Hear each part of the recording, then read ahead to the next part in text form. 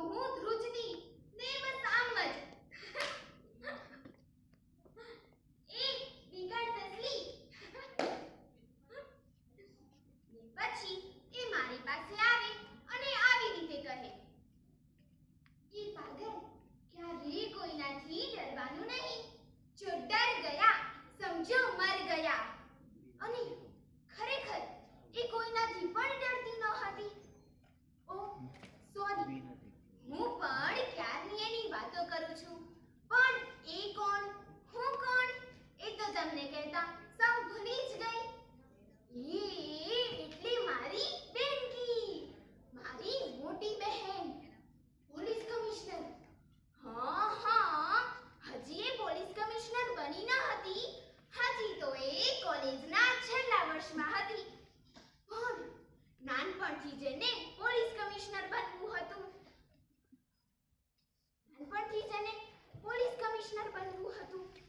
આમ તો એ ડિગ્રી લીધા વગર જ કમિશનર જેવી હતી. તેની સામે બોલવાની કોઈની હિંમત ન ચાલે. અને જો ભૂલે ચૂકે જો કોઈનાથી કઈ હરકત થઈ ને તો જિંદગીભર યાદ રહે તેવો પાઠ ભણાવે બેનકી. ક્યારેક તો મારે પણ ખરી. અને કરાટેમાં બ્લેક બેલ્ટ હતી એટલે બધા જ એની સામે સીધા ચાલે. અને હું એટલે નાનકી, એની નાની બહેન. અમારી બેનકી અને નાનકીની જુગલ છોડી હતી. પણ હું જમી ને આસમાન, હું વિકટ સસલી અને એ જાણે વિફરેલી વાઘણ. મારા પપ્પા નાનપણમાં જ એક્સિડન્ટમાં ભગવાનના ઘરે પહોંચી ગયા. ત્યારે અમને બધાને મોટી બહેને જ સંભાળ્યા. અમે બે બહેન અને એકદમ ભોળી મારી મામોડી, સીધી સાદી ન કર્યા. અમે ત્રણેય ખૂબ ખૂબ ખુશખુશાલ જિંદગી જીવતા. પણ એક દિવસ મારી મોટી બહેન સાંજ સુધી ઘરે ન આવી. ત્યારે એક ક્ષણ અમારા માટે એક વર્ષ જેવી હતી. બધી શોધખોળ કરી પણ ક્યાંય ન મળી. ક્યાં જવું, શું કરવું, શું ન કરવું, કંઈ સમજાતું ન હતું.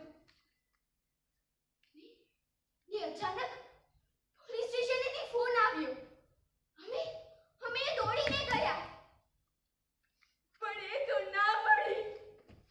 પણ ભીખાયેલો એનો દેહ મળ્યો.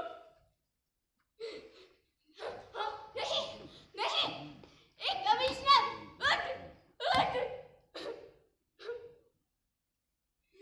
મારા પિતા ગયા ત્યારે મને અનાથ થવાનો અહેસાસ નહોતો થયો. પણ બેનકી ગઈ ત્યારે મારા દેહમાંથી જીવ ગયો હોય તેવું લાગ્યું. એક દિવસ તો જીવતી લાશની જેમ કાઢ્યા. અને પછી તો પોલીસ સ્ટેશનના ધક્કા ખાઈ હવે થાક્યા. એ નરાધમોનો આજ સુધી પતો નથી મળ્યો. હે ભગવાન, હવે કોની પાસે જઈએ, કોની પાસે? ચારે બાજુ ગીધડા બેઠા હોય તેવું લાગતું. મારા મનમાં અનેક પ્રશ્ન ઉઠતા. કે આ સ્ત્રી છે શું? રસોડામાં બાંધેલું પશુ છે કે ઘરની નોકરાણી? ભોગ દાસી છે કે મનોરંજનનું રમકડું?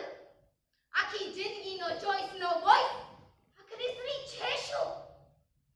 રાત દિવસ મને આ બધા વિચારો ના જ વિચારો આવતા. આવી અનેક અવઢવમાં અટકાયેલી હું મારા પ્રશ્ન ભૂલવા મારી બેનકીની યાદોમાં પુરાવાઈ રહેતી. એકલી એની સાથે વાતો કરતી, એની વસ્તુઓને જોયા કરતી. એમાંથી મને ઘણી હિંમત મળતી. ને એક દિવસ મને તેની એક ડાયરી હાથમાં આવી. હું વાંચતી ગઈ. જ્વાળામુખી જેવા એના એક શબ્દ મારી નસે નસમાં શક્તિ અને સામર્થ્યને ભરવા લાગ્યા. એની એક શબ્દે મને નિર્ભય બનાવી. ને પછી તો એનું અધૂરું સ્વપ્ન પૂરું કરવા મેં પ્રતિજ્ઞા લીધી. હું કશાયથી ડરીશ નહીં.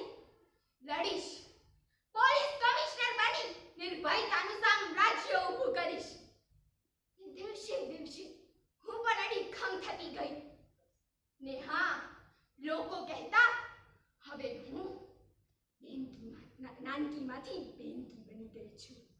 હા, મને સત્ય સમજાઈ ગયું. અને હા,